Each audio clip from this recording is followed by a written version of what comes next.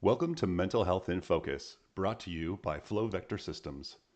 We're passionate technologists dedicated to helping businesses get started and thrive with AI integrated solutions. Find flow state in your business. Now let's move on with the podcast.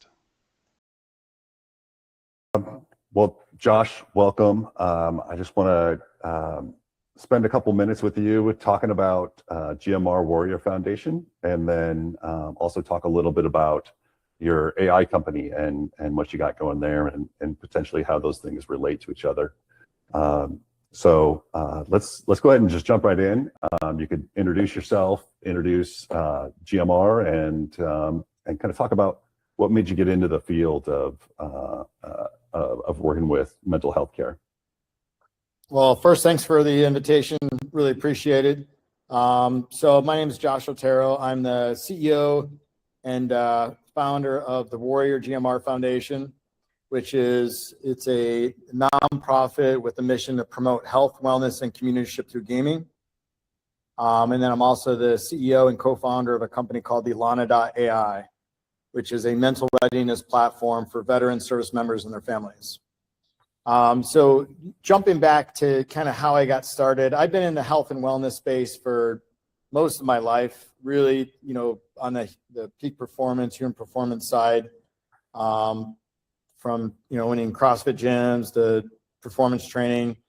And then about 6 years ago, when COVID was really starting to spike, I was working in the gaming and esports space, and I saw this huge spike in social isolation, loneliness, depression, ultimately leading to suicide. And my community I was working in the gaming space, so it was like 18 to 32-year-olds. But I also noticed it in the military, and there were two incidents that really sparked me to do something. So in February of 2020, 2 cadets at the Air Force Academy took their life. A couple months later, 6 sailors did the same that were stuck on a ship in Virginia Beach.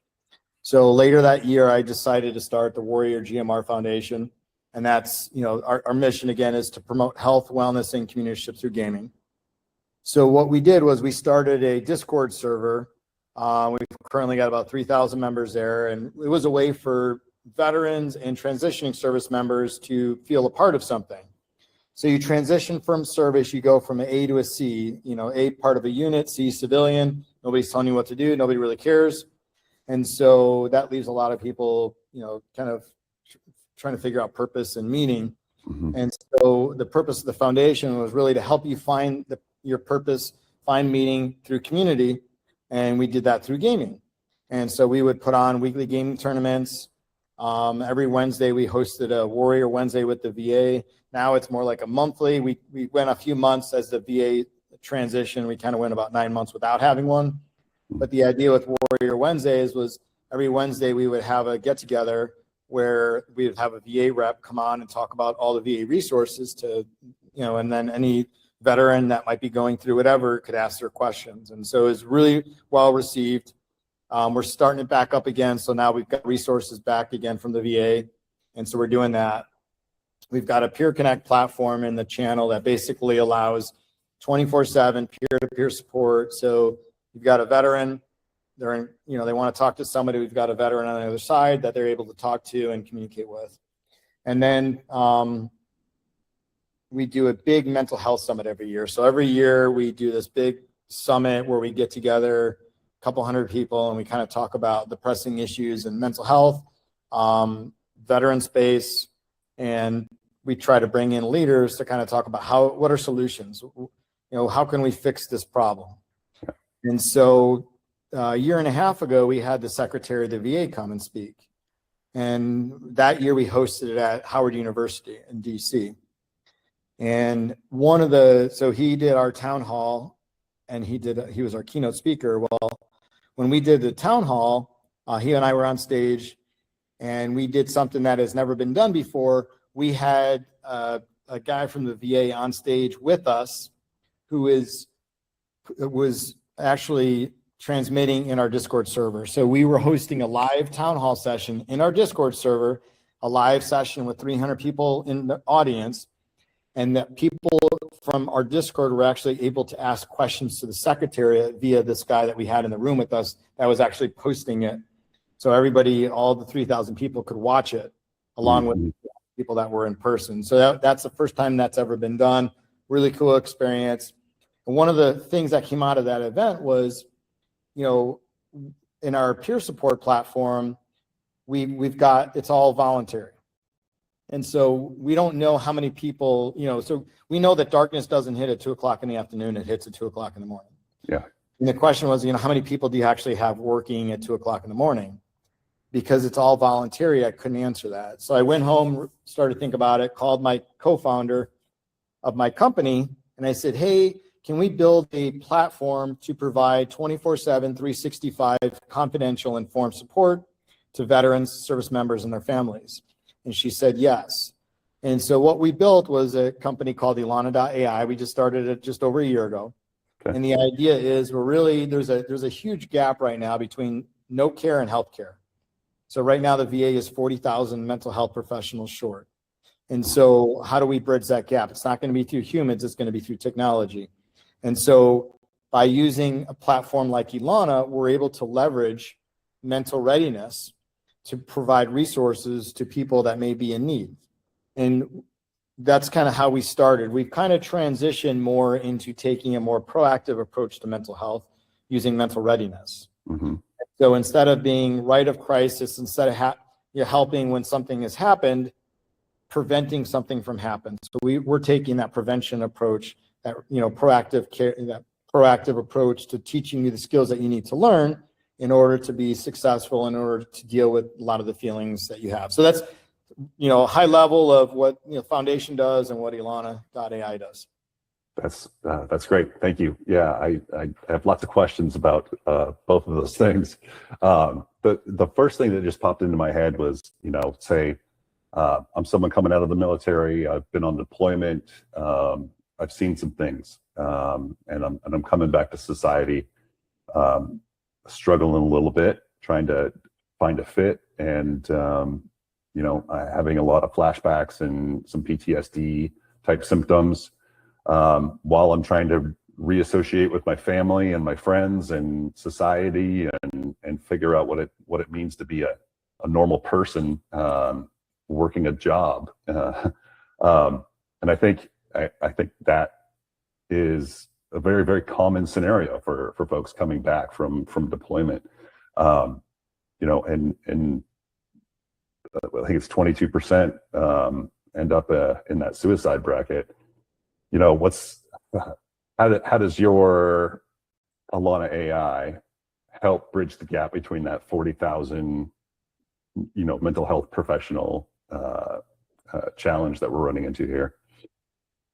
So good question. So I think, in that specific case, being able to talk with somebody. Mm-hmm. So the foundation resources are, we're connecting you with live people to talk with somebody. So, I think there's two potential opportunities for that person.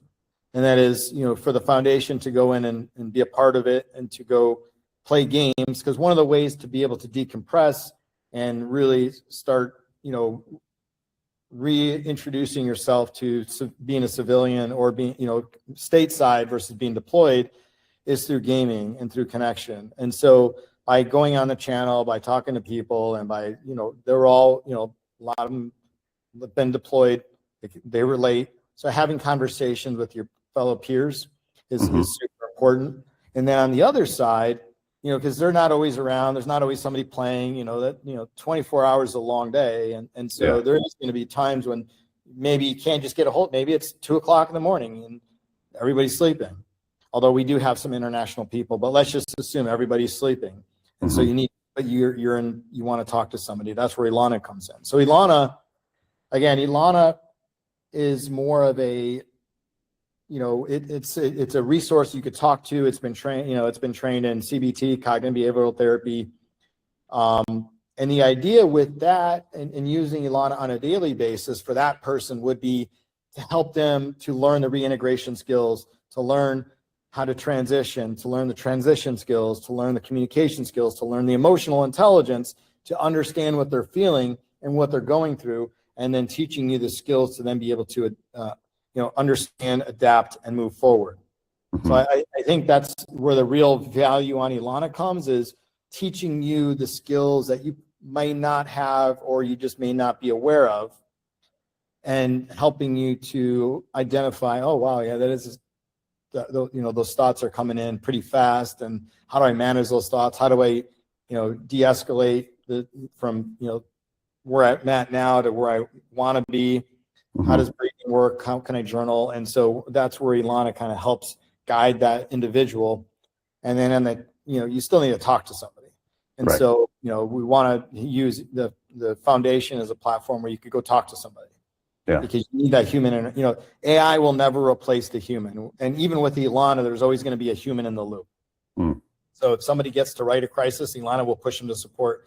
Because the second that person starts talking about ending their life or doing some self-harm or doing something like that, Elanah pushes them. That's we're not trying to be, again, we're not a provider, we're not a therapist, we're not a counselor, we're left of crisis, we're left of boom. And so the second that Elanah notices that you're going in that direction, she's going to refer you to somebody. So I think it's that 1-2 approach. We're also building in, we don't have it now, but by next year we'll have it where you have battle buddies. So you could, 3 people that you choose and you update them every quarter. If Elanah notices that you are trending in a negative way, hey, call Steve, he wants to talk to you, and then it might be Steve, just give Josh a call. It's not going to release any, personal information, but it could just be a simple ping. Hey, Steve, call Josh. Yeah. Period. I love that. It's such a simple concept, but it is hard to execute on when you're struggling, right? And so, having an accountability partner, and folks that care about you, and want to talk to you and are signed up to be on your team, is really a fantastic concept. I have an idea around social accountability and goal setting and having people hold you accountable to your goals. That's very similar to that, right? Having folks that get updates on you and how you're progressing, and to do that from a mental health perspective is awesome. I love it.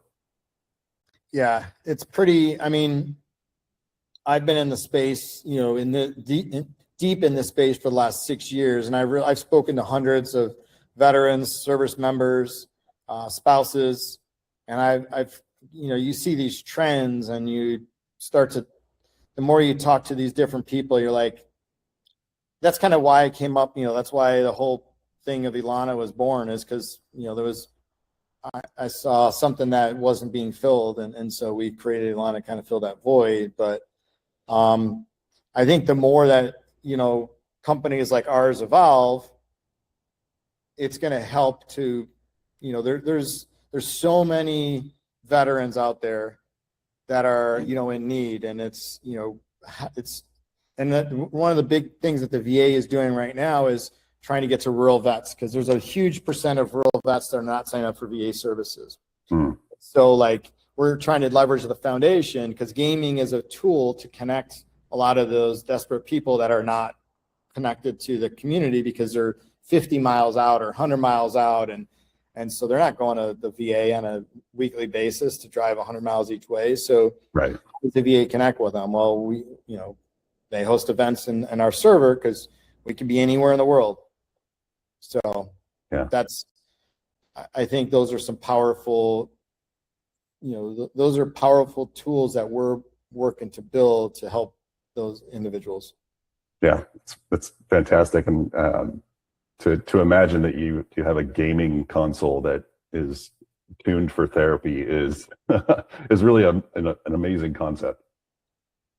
Well, Discord is on anything. You don't need to be on you could be anywhere. There's, I learned about Discord back in 2018, but there's like 40 million monthly users on Discord, or maybe it's more than that, but it's a big, you could host live town hall sessions. I mean, like I said, we hosted a live town hall session with the Secretary of the VA in there. So Discord's pretty robust.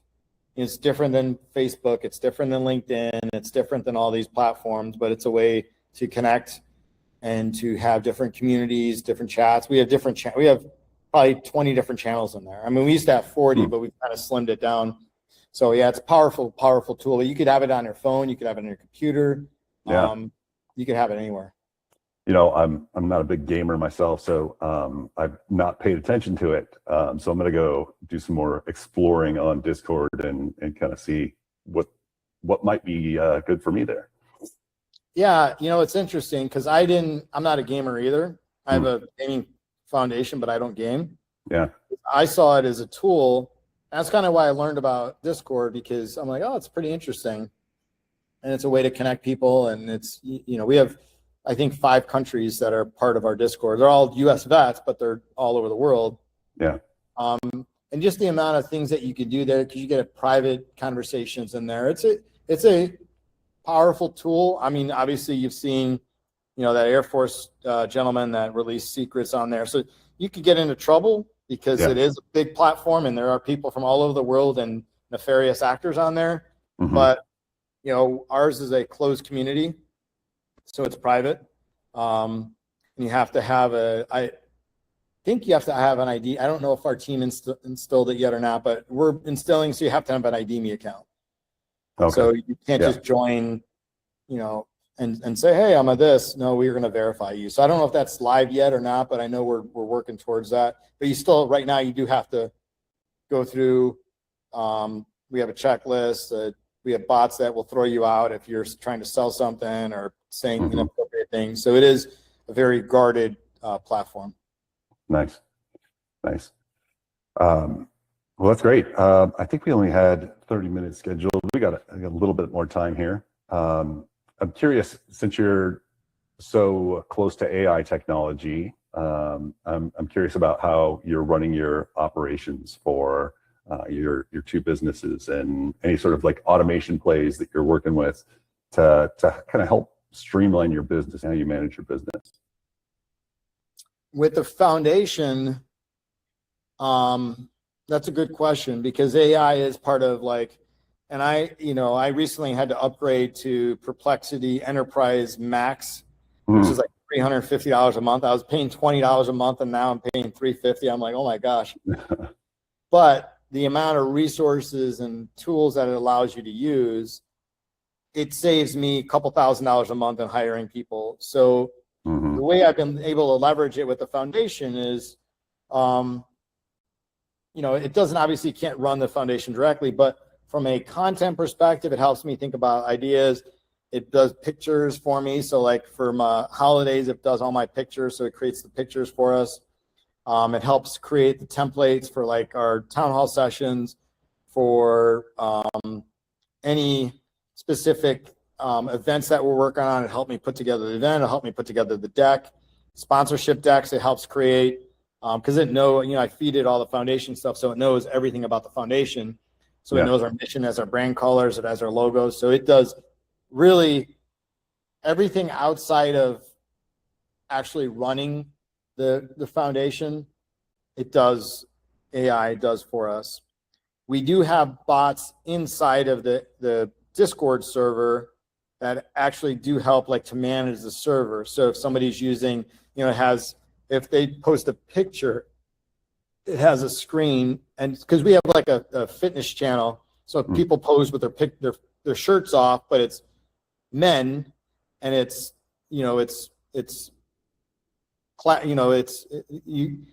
they're all classy. You can't do anything. So it has a screener for anything that's kind of not appropriate.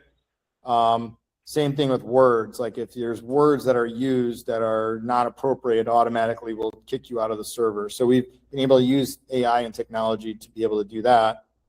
And then with Elanah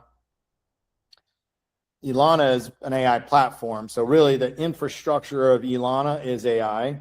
And the way we interface with people is using AI. So what Elanah is if you think of a vertical AI. So if you think of horizontal AI, you think of a ChatGPT, Perplexity, any of these large language models. What they do is their general purpose. They take all of the information from the internet and they feed it. Yeah. So it knows a lot about a lot. What Elanah is it's a vertical AI. And so what we've been able to do is take only what we want and feed it to Elanah. So it's mental health, mental resilience, mental, readiness. Yeah. Build it into Elanah. All the other stuff, it's out. So one of the big problems with these large language models is they hallucinate. Mm-hmm. So if they don't know the specific answer, they'll make up an answer. Yeah. And I dealt with that the other day when I was building one of my decks. I'm like, what number is this? Like, we don't have that. Oh, we just came up with it. I'm like, don't come up with, like, no, Yeah. you make things up. Yeah. And so one of the advantages of having a vertical AI is it doesn't make anything up because it has a knowledge graph or a brain where it pulls from. So we've got a team of 12 psychologists, neuroscientists, neurosurgeons, and pathologists that train Elanah. So they feed it information. And then we've taken a lot of the Army information and military information, trained it. And Mm-hmm. so Elanah has a specific knowledge base that she's able to call off of.